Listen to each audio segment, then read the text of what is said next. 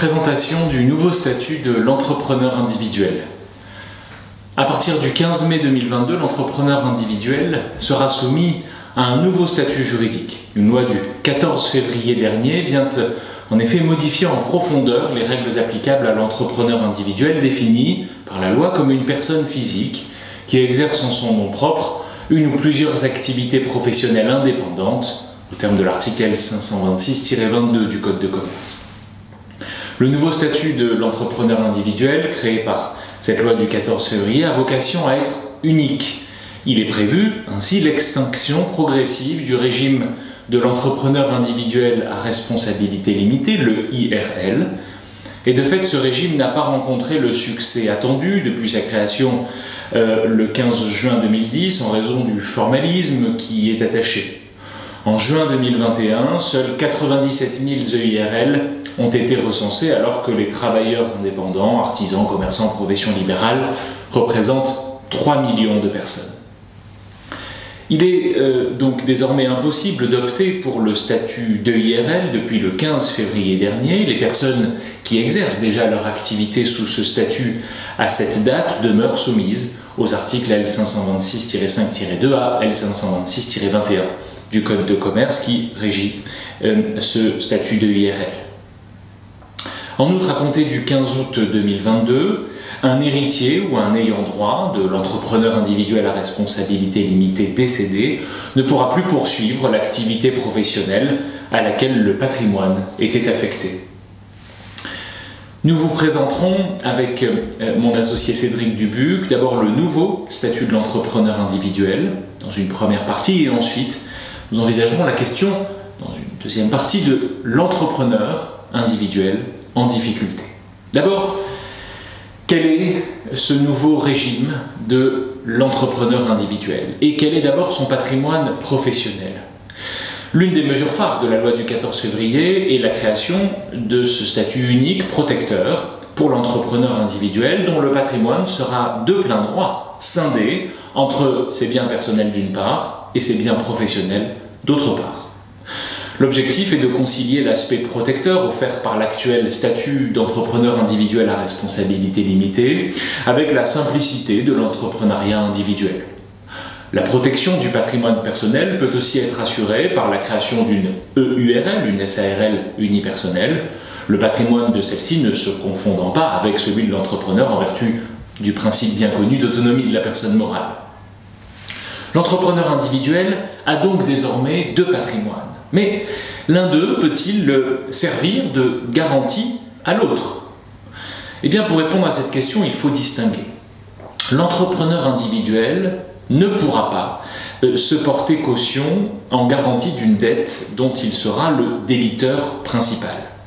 La loi nouvelle prévoit cependant la possibilité pour le créancier dont les droits seront nés à l'occasion de l'exercice de l'activité professionnelle d'obtenir contractuellement des sûretés, mais celles-ci ne pourront pas prendre la forme d'un cautionnement, précisément pour ne pas nuire à l'étanchéité des patrimoines personnels et professionnels. L'entrepreneur individuel peut bénéficier de la séparation des patrimoines sans déclaration d'affectation ni état descriptif. La distinction entre les biens personnels et les biens professionnels reposera alors sur le critère légal des biens utiles à l'activité. Aujourd'hui, pour toute dette contractée pour les besoins de son entreprise, l'entrepreneur individuel est tenu sur l'ensemble de ses biens présents et à venir sur lesquels les créanciers disposent, nous le savons, d'un droit de gage général, or, évidemment, certains biens insaisissables comme la résidence principale. Après l'entrée en vigueur de la réforme, l'entrepreneur individuel ne sera tenu de remplir son engagement à l'égard de ses créanciers dont les droits seront nés à l'occasion de son exercice professionnel que sur son patrimoine professionnel, sauf sûreté conventionnelle ou renonciation de l'entrepreneur à la scission de son patrimoine. L'entrepreneur individuel peut en effet renoncer à la limitation du gage des créanciers professionnels sur demande écrite de l'un d'eux pour un engagement spécifique dont ce dernier devra rappeler le terme et le montant qui devra être déterminé ou déterminable. La renonciation devra respecter à peine de nullité des formes qui seront précisées par décret. Elle ne pourra intervenir avant l'échéance d'un délai de 7 jours francs à compter de la réception de la demande de renonciation. Quand l'entrepreneur individuel fera précéder sa signature de la mention manuscrite qui sera énoncée par décret et uniquement de celle-ci, le délai de réflexion sera réduit à 3 jours francs. L'entrepreneur individuel pourra ainsi engager en garantie d'une dette professionnelle un élément de son patrimoine personnel, dans le cadre du nantissement d'une assurance vie par exemple, ou de l'hypothèque d'un immeuble autre que son habitation principale.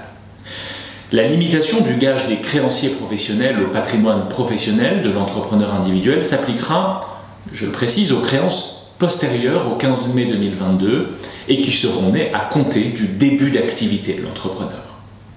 En cas de mesure d'exécution forcée ou de mesure conservatoire portant sur l'un de ses biens, il appartiendra à l'entrepreneur individuel, s'il conteste l'inclusion ou non du bien dans le périmètre du droit de gage général du créancier, de le prouver. La responsabilité du créancier saisissant pourra être recherchée pour abus de saisie lorsqu'il aura procédé à une mesure d'exécution forcée ou à une mesure conservatoire sur un élément d'actif ne faisant manifestement pas partie de son gage général. En pratique, la preuve de la composition des patrimoines pourrait notamment résulter des documents comptables de l'entrepreneur individuel, en particulier son bilan annuel qui décrit, nous le savons, les éléments actifs et passifs de l'entreprise. Les règles applicables aux saisies sont par ailleurs adaptées pour tenir compte de la séparation des patrimoines professionnels et personnels de l'entrepreneur. Aujourd'hui, nous le savons, tous les biens saisissables de l'entrepreneur individuel, qu'ils aient été ou non affectés à l'entreprise, peuvent servir au paiement du créancier poursuivant. Toutefois, l'entrepreneur pourra demander aux créanciers professionnels dont les droits sont nés à l'occasion de l'exploitation de saisir en priorité les biens nécessaires à cette exploitation s'il établit que ces biens sont d'une valeur suffisante pour garantir le paiement de la créance. Le créancier peut s'y opposer s'il établit que cette demande met en péril le recouvrement de sa créance. Alors, que penser de tout cela? Eh bien, probablement que le sort des créanciers risque de se complexifier au regard de la multiplication des situations qui vont naître du nouveau statut de l'entrepreneur individuel. Une concurrence entre créanciers d'activités professionnelles distinctes pourrait s'établir, puisqu'ils disposeront tous d'un droit de gage général sur le patrimoine professionnel unique de l'entrepreneur individuel, celui-ci ne pouvant pas être scindé, contrairement au régime de l'EIRL. En outre, coexisteront de nombreuses hypothèses dans lesquelles la dualité des patrimoines professionnels et personnels de l'entrepreneur ne sera pas applicable.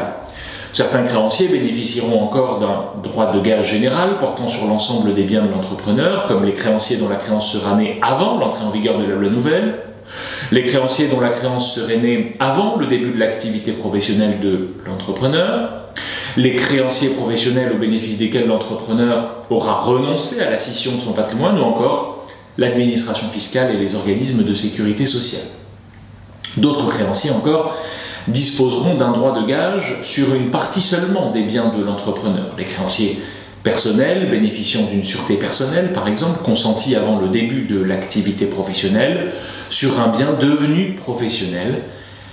Les créanciers personnels, par ailleurs, qui pourront exercer leur droit de gage sur des biens professionnels en cas de patrimoine personnel insuffisant, dans la limite d'un certain montant, ou les créanciers professionnels auxquels l'entrepreneur aura consenti une sûreté sur des biens personnels. La cessation d'activité de l'EI, de l'entrepreneur individuel, est une autre question qu'il faut désormais évoquer au-delà de son patrimoine. Ce qu'il faut dire, c'est que dans le cas où un entrepreneur individuel cessera toute activité professionnelle indépendante, eh bien, son patrimoine personnel et son patrimoine professionnel seront réunis. Il en sera de même en cas de décès de l'entrepreneur individuel, sous réserve de l'éventuelle application des dispositions sur le redressement et la liquidation judiciaire. Quid désormais non plus de la cessation, mais de la transmission du patrimoine professionnel? La loi du 14 février dernier permet à l'entrepreneur individuel de donner, vendre ou apporter à une société l'intégralité de son patrimoine professionnel. Néanmoins, à peine de nullité, le transfert universel du patrimoine professionnel ne pourra s'opérer que sous certaines conditions, notamment le transfert devra porter sur l'intégralité du patrimoine personnel, du patrimoine professionnel, pardonnez-moi, qui ne pourra être scindé, je le rappelle. En cas d'apport à une société créée, eh bien, l'actif disponible du patrimoine professionnel devra permettre de faire face aux passifs exigibles sur ce même patrimoine.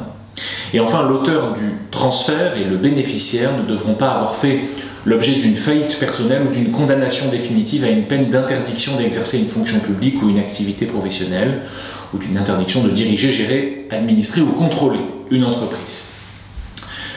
En outre, lorsque le patrimoine professionnel est apporté à une société et contient des biens constitutifs d'un apport en nature, et sous réserve des dispositions particulières relatives aux apports dans certaines sociétés, il devra être fait recours à un commissaire aux apports. Le transfert universel du patrimoine professionnel emportera, c'est tout à fait compréhensible, cession des droits, biens, obligations et sûretés dont celui-ci sera constitué. Il pourra être consenti à titre onéreux ou à titre gratuit. Lorsque le bénéficiaire sera une société, le transfert des droits, biens et obligations pourra revêtir, je le rappelle, la forme d'un apport en société. À ce titre, l'entrepreneur individuel pourra céder son bail commercial au bénéficiaire du transfert de son patrimoine professionnel, toute clause contraire du bail étant alors réputée non écrite. Enfin et plus généralement, les dispositions légales relatives à la vente, à la donation ou à l'apport en société de biens de toute nature seront applicables selon le cas.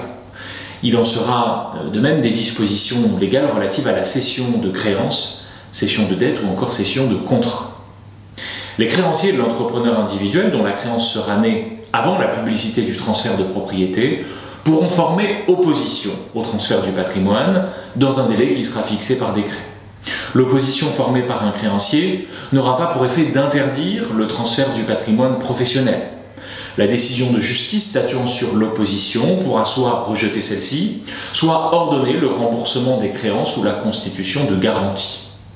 Lorsque la décision de justice lui ordonnera le remboursement des créances, l'entrepreneur individuel, auteur du transfert, sera tenu de remplir son engagement sur tous ses biens mobiliers et immobiliers, présents et à venir, sa résidence principale demeurant insaisissable. Alors, l'entrepreneur individuel en procédure collective suppose qu'on prenne en compte la scission du patrimoine de l'entrepreneur individuel, qui par nature est une personne physique, entre la composante patrimoine personnel et patrimoine professionnel.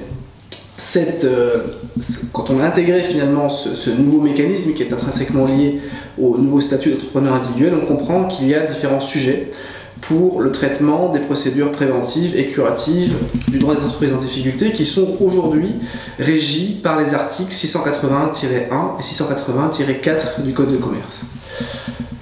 La grande nouveauté, c'est qu'on peut aujourd'hui cumuler l'éligibilité du droit des procédures collectives, d'une part, avec le droit du surendettement des particuliers, d'autre part, ce qui était strictement inenvisageable avant la réforme du 14 février 2022.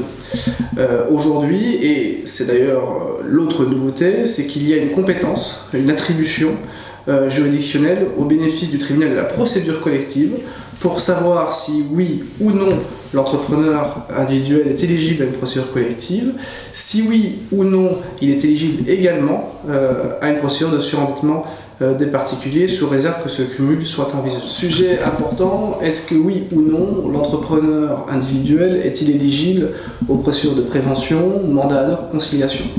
La réponse est évidemment favorable, et d'ailleurs elle est ici logée dans un article spécifique 611-17 qui a été créé pour les besoins du texte du 14 février dernier. Ça veut dire quoi? Ça veut dire qu'à partir du moment où l'entrepreneur individuel connaît une difficulté de nature professionnelle, il peut bien évidemment solliciter la désignation d'un mandataire ad hoc ou d'un conciliateur pour l'aider à faire face à ces difficultés et à négocier le cas échéant avec ses créanciers. Le sujet, à mon avis, principal relève de la procédure collective, c'est-à-dire qu'à partir du moment où on ouvre une procédure collective, il y a deux nouveautés, quelque part, avec l'apparition de ce nouveau statut. Le premier, c'est l'application du passif exigible de l'actif disponible au patrimoine qui est affecté à l'activité professionnelle. Ça, c'est la première nouveauté.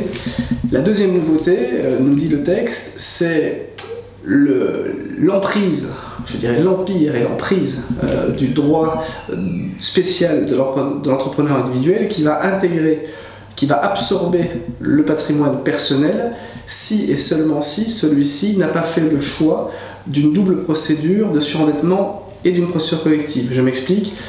On ouvre une procédure, l'entrepreneur individuel a le choix d'ouvrir et une procédure collective ou une procédure de surendettement des particuliers. S'il fait ce double choix, il en a parfaitement le droit. S'il ne fait pas le choix de la procédure de surendettement des particuliers, la procédure collective va englober dans le passif exigible, échu ou à échoir, les dettes de nature privée. Donc c'est aujourd'hui ce qu'on retrouve avec les entrepreneurs classiques qui sont en nom propre, qui sont par exemple en auto-entreprise, et le statut de l'entreprise individuelle va suivre ce régime. Dernier point, le point de l'extension de la procédure, aujourd'hui, est relativement inévitable lorsqu'il n'y a aucune étanchéité entre les patrimoines. Et évidemment, le cas de l'entrepreneur individuel se pose avec acuité, puisque bien évidemment, il faut inévitablement prendre des précautions, et au moins 2 précautions, pour éviter ou pour limiter, voire exclure le risque d'extension. Première précaution, c'est d'ouvrir un compte bancaire professionnel afin de pouvoir distinguer les frais, les dépenses et les recettes qui sont affectées à cette activité. Et le deuxième sujet, c'est évidemment de tenir une comptabilité spécifique liée à cette activité. Donc, pour l'entrepreneur individuel, un sujet un peu spécifique qui concerne la période suspecte. Période suspecte qui classiquement s'entend du moment où l'entreprise est en état de cessation des paiements jusqu'au jugement d'ouverture, où on peut annuler un certain nombre d'actes sur le fondement de la période suspecte. En l'occurrence, qu'est-ce qui change? Il y a un nouveau cas, l'article 631-2 grand 1 12e, qui prévoit que peuvent être annulés les actes où l'entrepreneur individuel aurait déchargé finalement une partie de son patrimoine professionnel pour l'affecter à son patrimoine personnel.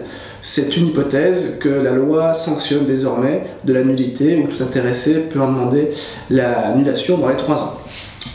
Ensuite, on a pendant la procédure collective où là, l'entrepreneur individuel ne peut pas, là aussi, désaffecter quelque part une partie de son patrimoine professionnel et en réduire la consistance sans l'accord du juge commissaire, sans quoi il excéderait là aussi ses prérogatives et il serait susceptible d'être sanctionné au visé de l'article 681-2 du Code de commerce.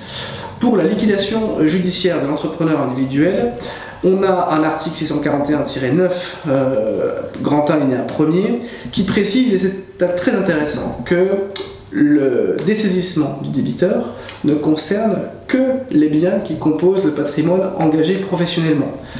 A contrario, ça veut dire que le patrimoine privé ne dessaisit pas l'entrepreneur individuel qui garde du coup ses prérogatives sur l'étendue de son patrimoine personnel qui, si j'en conclus la lecture combinée des textes, lui permet toutefois de geler le patrimoine privé sous réserve qu'il n'y ait pas une procédure de surendettement, puisque là l'empire et l'emprise à nouveau de la procédure collective agit. Toutefois, il n'est pas dessaisi sur son patrimoine personnel. C'est une vraie nouveauté et c'est un véritable avantage concurrentiel du statut de l'entrepreneur individuel sur les autres procédures collectives. J'ajoute également qu'il faut vérifier un point, celui du patrimoine professionnel qui devrait ne pas être concerné par la procédure ouverte sous réserve qu'il n'y ait pas une sûreté réelle qui grève un patrimoine personnel. Donc ça c'est un vrai point qu'il faudra vérifier en amont.